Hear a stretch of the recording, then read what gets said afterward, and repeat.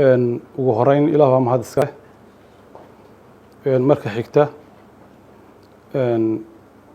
waxaan uga mahadnaqayaa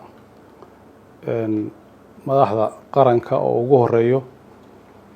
madaxweynaha jamhuuriyadda federaalka Soomaaliya mudane xasan sheekh maxamuud iyo ra'iisul wasaaraha xukuumadda federaalka Soomaaliya mudane xamse cabdi barre casuumadii qiimaha badnayd ee ay u fidiyeen wafdigayga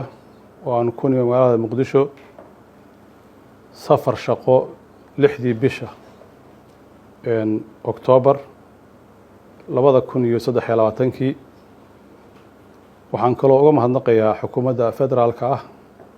soo dhaweyntii qiimaha badnayd ee ay u sameeyeen aniga iyo wafdigayga tan iyo markii aan soo degnay iyo intii aanu joognay caasimadda jamhuuriyadda federaalka Soomaaliya ee Muqdisho waxaan sidoo kale u mahadnaqayaa guud ahaan shacabka ku dhaqan magaalo madaxda qarankeena Muqdisho oo si diiran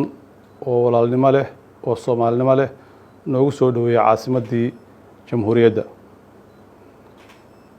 safarkayagaas wuxuu ahaa safar shaqo saan sheegay waxaanu ku nimi casuumad aanu ka helay dowladda federaalka Soomaaliya wada hadal dheer oo uu ka waramay saaxiibkay wasiir fiqi kadib go'aamadii ka soo baxay waxay ahaayeen kuwa uu inoo akhriyay walaalkay runtii waa go'aamo wax ku ool ah oo dhaxalgal ah oo ay ku jirto danta qaranka Soomaaliyeed guud ahaan iyo danta deegaanada SSC gaar ahaan wada hadalladaas waxay ku soo qayoodeen dowladda federaalka ee Soomaaliya inay aqoonsato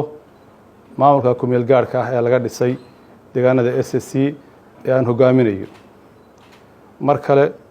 dowladda federaalka ah waxaan uga mahadnaqayaa qiimeynta iyo dowrka ay siiyeen maamulka ay dadka shacabka ay soo dhisteen ay garwadaan ka ahaayeen ismada dhaqanka ee deegaanada SSC waxaan kaloo halkan doonaya inaan ka sheego waxaa iman doona magaalada Lascaanood si dhaqso ah u iman doona wafdi ballaaran oo ka socda xukuumadda federaalka ee Soomaaliya oo uu hogaamin doono wasiirka arrimaha gudaha mudane Axmed Macalin Fiqi iyo wasiiro kale oo fara badan waxaanu u diyaarin doonaa wafdiga ka soconaya xukuumadda federaalka soo dhaweyn u qalanta oo u dhiganta qiimaha dowladda federaalka ay u hayaan dadkaasi mar kale waxaan u mahadnaqayaa guud ahaan